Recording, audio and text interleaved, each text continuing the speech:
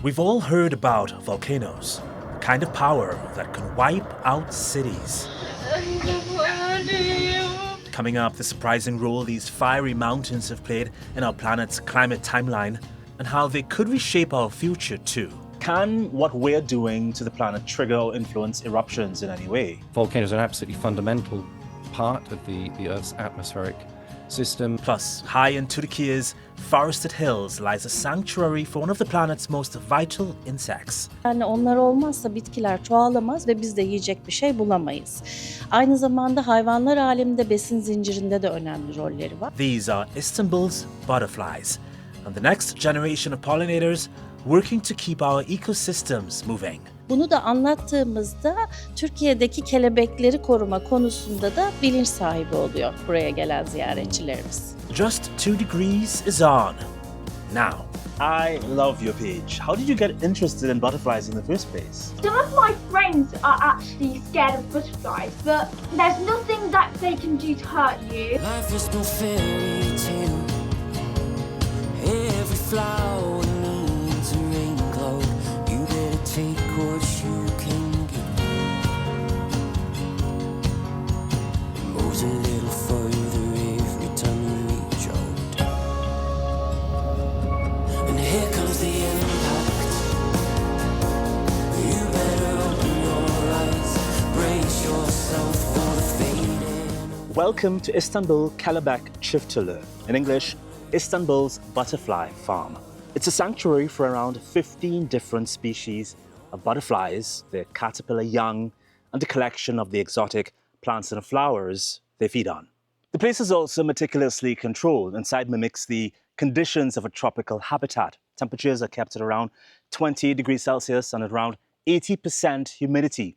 It's not really comfortable for us, but this is a paradise for butterflies. I'll take you around in a bit and introduce you to the people who run it. But first, I apologize for the dramatic segue, but there's no gentle way really to bring up one of the most destructive forces known, volcanoes. The way these red, orange and yellow hues blend with earthy backdrops is beautiful, but make no mistake, volcanoes are not to be messed with, although some adventure seekers like testing their luck. But we're not here to discuss a volcano's splendor. Eruptions, believe it or not, actually cool the planet, for a little while at least. And sure, they release carbon dioxide, but it's a tiny fraction compared to the carbon we're pumping into the atmosphere. What's concerning is that volcanoes are becoming more intense and frequent. And experts say long dormant volcanoes are waking up. Even the dog agrees. And it's partly our fault. In June of 1991, Mount Pinatubo, a massive volcano that had been dormant for over 400 years, erupted in one of the largest events of the 20th century. Kala namin it's the end of the world. Tanging pwedeng gawin. Kasi hindi ka makalabas ng bahay, Mount Pinatubo ay sobrang makapal. More than 20 million tons of sulfur dioxide were blasted into the stratosphere, creating a global haze that dropped average temperatures by nearly 0.6 degrees for over a year. It released an enormous amount of atmospheric particles into the air. Then the global climate was cooled for 2 years. And that's how the atmospheric particles are acting on the climate. That's one example of how the terpenes can cool the climate via the atmospheric particles. But here's the thing, eruptions do release carbon dioxide, the same greenhouse gas we've been dumping into the atmosphere for decades. However, the impact pales in comparison to human activity. Get this, volcanoes release about 0.3 gigatons of CO2 a year, while humans churn out a staggering 36 gigatons. And all that carbon is cranking up global temperatures, causing something even more unsettling to happen.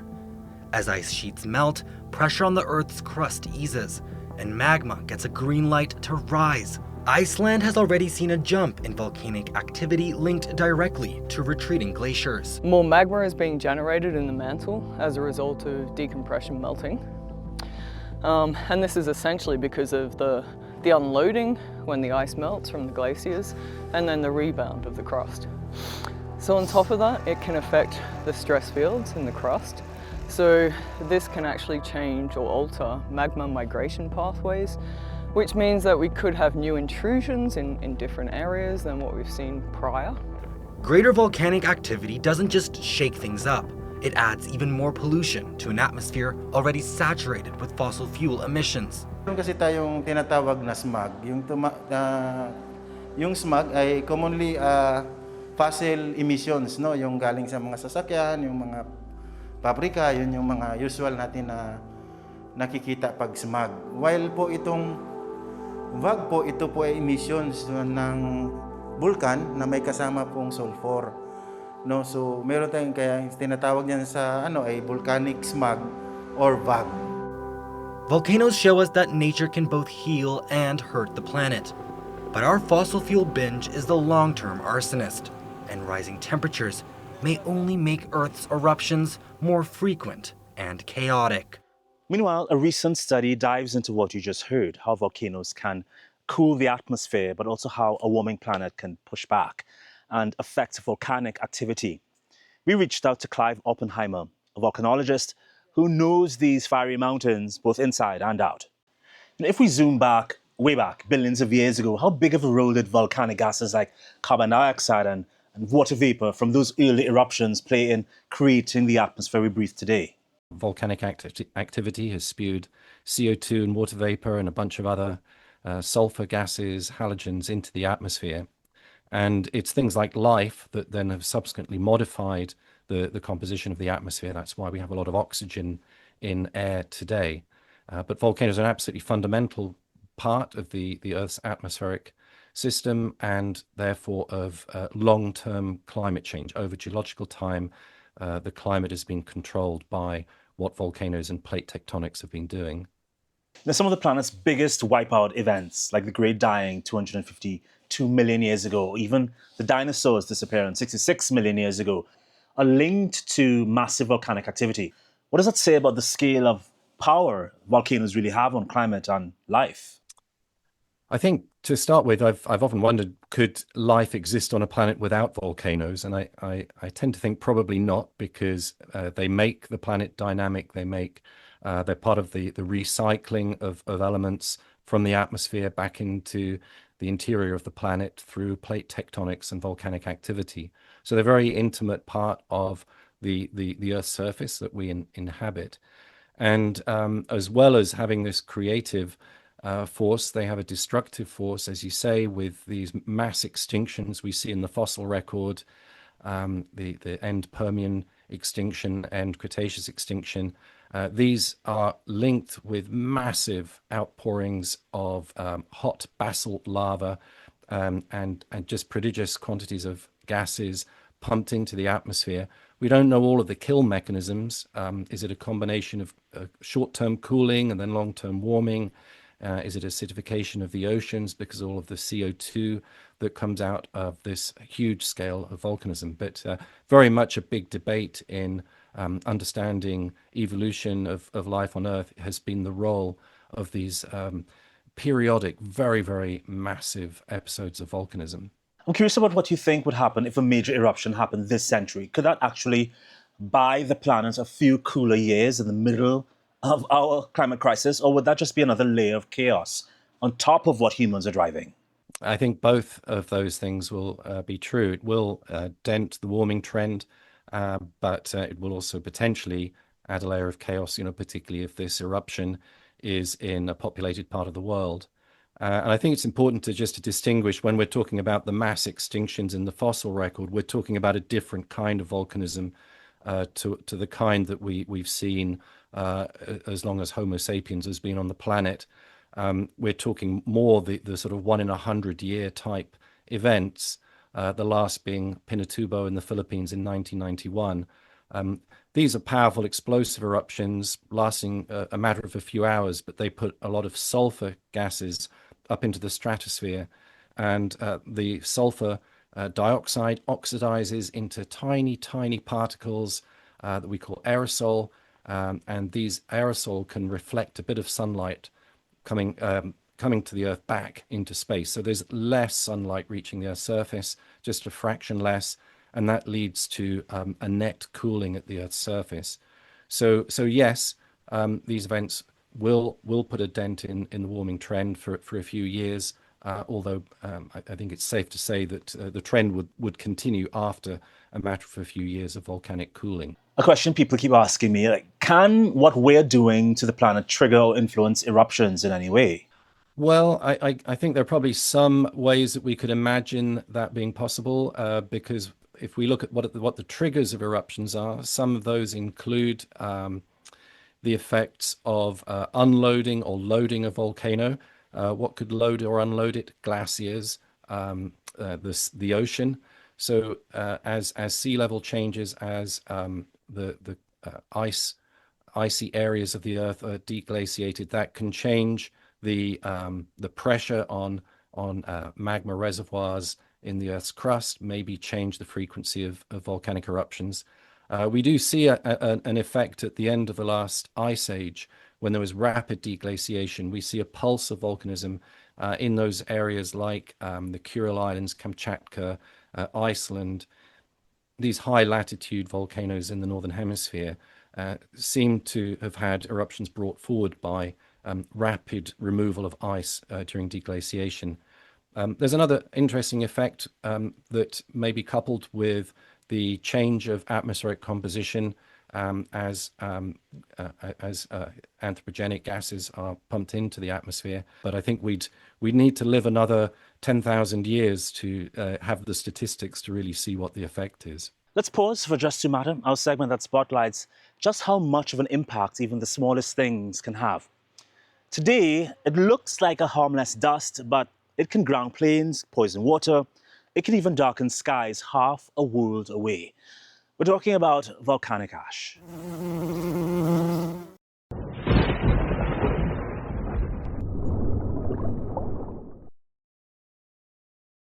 A volcano's explosions may look chaotic, but out of that destruction comes one of life's greatest gifts, ash. At first, ash is toxic. It can smother fields, kill crops, and even collapse roofs. But when rain breaks it down and microbes move in, over time, it can supercharge soil. A handful of ash is loaded with nutrients, including potassium, phosphorus, calcium, magnesium, exactly what plants need to thrive. That's why volcanic regions produce some of the world's best coffee in Indonesia, bananas in Costa Rica, and wine on the slopes of Mount Etna. Hawaii's volcanic earth nurtures rich pineapple and papaya orchards. And in Rwanda, the ash-fed hills around old volcanoes also produce coffee beans so good, they're among the world's finest. Volcanic soils are so fertile, people even rebuild right on the flanks of mountains, despite the danger. It's one of nature's paradoxes, devastation in the moment, but abundance in the years that follow, all in a single handful of ash.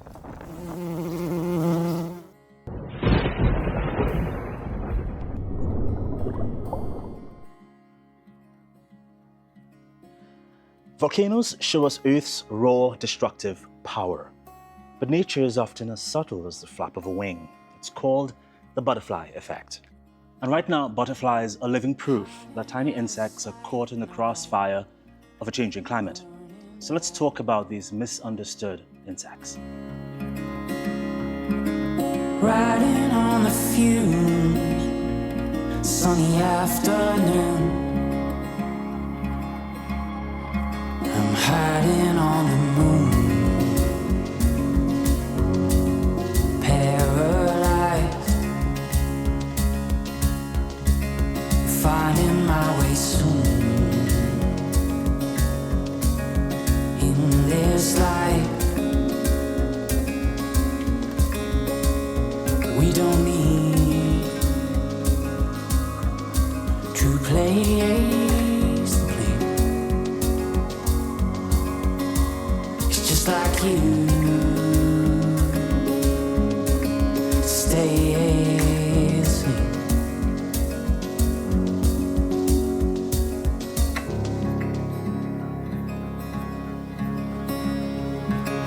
Like you always say, it's a way to go.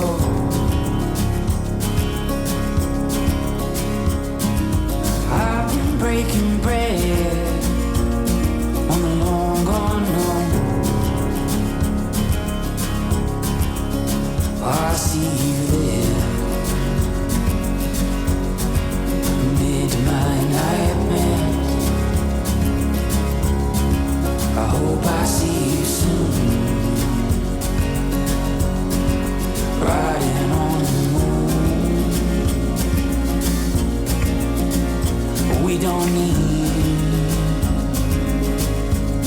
to place the blame. It's just like you to stay the same. So just keep on.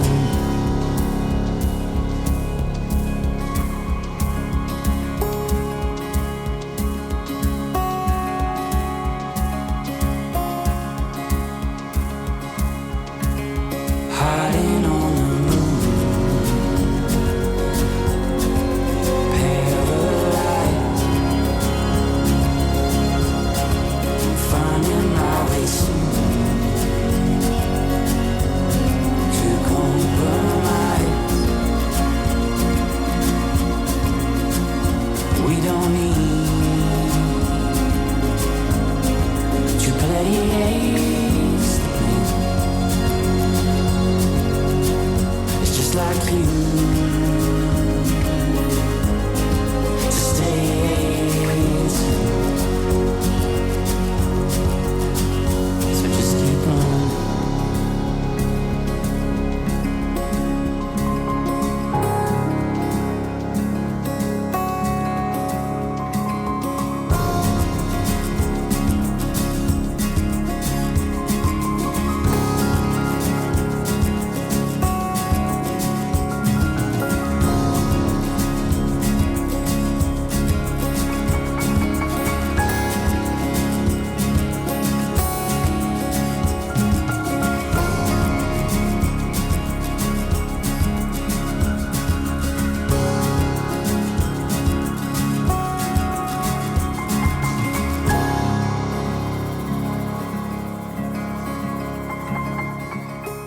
It's a small creature with an important task, and their declining numbers is something we need to pay attention to. I'm with Cigdem Unlu at Istanbul's butterfly farm. I wonder if you're worried about Turkey's butterfly population. Türkiye bütün Avrupa'nınkine göre oldukça zengin bir popülasyona sahip. Yaklaşık 420 tür kelebek var Anadolu ve Trakya'da yaşayan. Bazıları bunların endemik türler, yani sadece Türkiye'ye özgü türler. Ama maalesef ki onları korumak konusunda birazcık zayıf kalıyoruz. Tell me a bit about what you see for this facility. Is this facility supposed to help Turkey's butterfly population? Is that what you want this facility to do? Aslında biz burada tropikal kelebekleri bulunduruyoruz ve bu tropikal kelebekler üzerinden bir çevre bilinci kazandırmaya çalışıyoruz. Hafta arası bize birçok okul geliyor, özellikle anaokulları, ilkokullar. Hafta sonu da küçük çocuklu aileler geliyor. Onlara çevre bilincini kelebekler üzerinden veriyoruz. Şunu anlatmaya çalışıyoruz. Kelebeklerle arılar tozlaştırıcılar, yani çiçekten çiçeğe gezerken polen taşıyorlar. Bu nedenle onlar olmazsa bitkiler çoğalamaz ve biz de yiyecek bir şey bulamayız. Aynı zamanda hayvanlar aleminde besin zincirinde de önemli rolleri var. Bunu da anlattığımızda Türkiye'deki kelebekleri koruma konusunda da bilinç sahibi oluyor buraya gelen ziyaretçilerimiz. Do you see a connection between climate change, global warming, and the decline in butterfly populations in Turkey?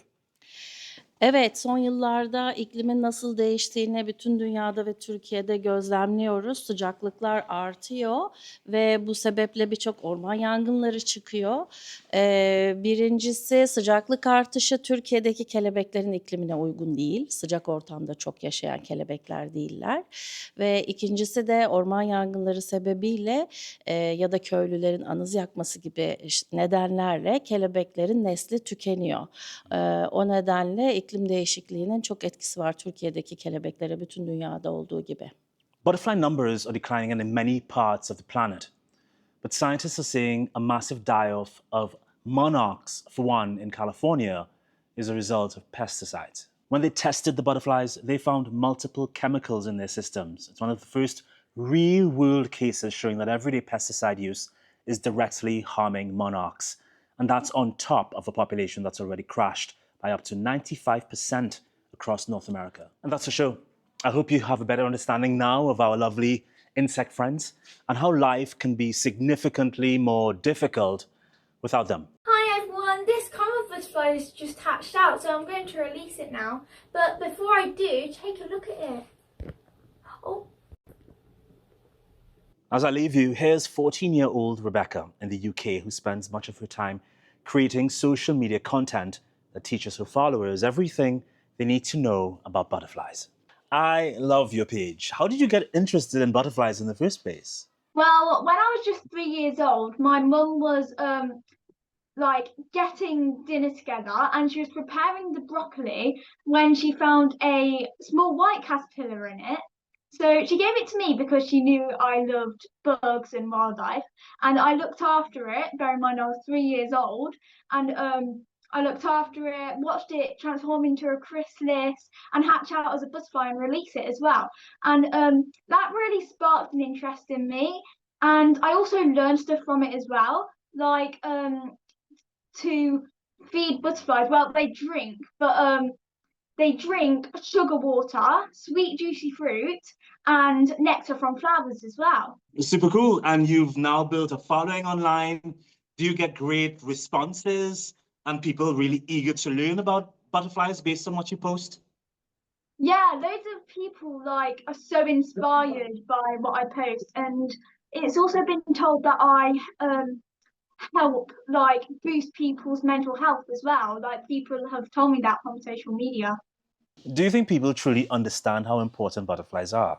Well, no, not really, because some people just think it's a really pretty flying insect, but aren't really educated on them.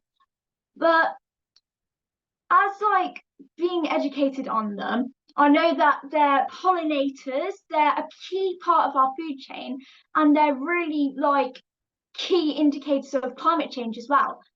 If their numbers are increasing over time, that means that climate change is getting better.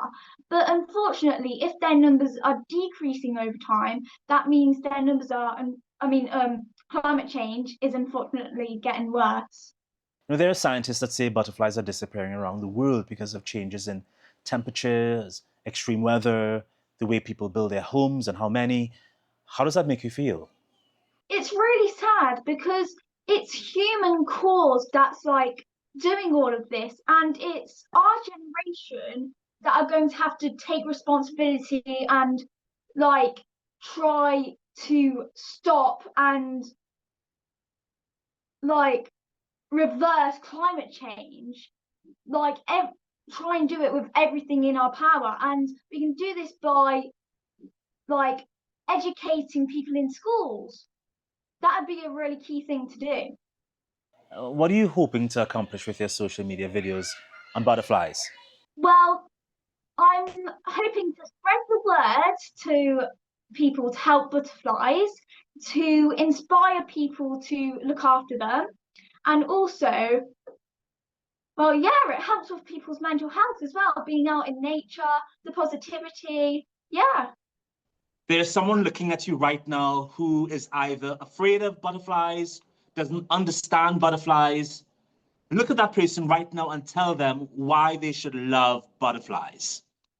Well, some of my friends are actually scared of butterflies, but there's nothing that they can do to hurt you. They can't bite you or anything. They only have a straw for a tongue, basically. They don't have teeth or anything.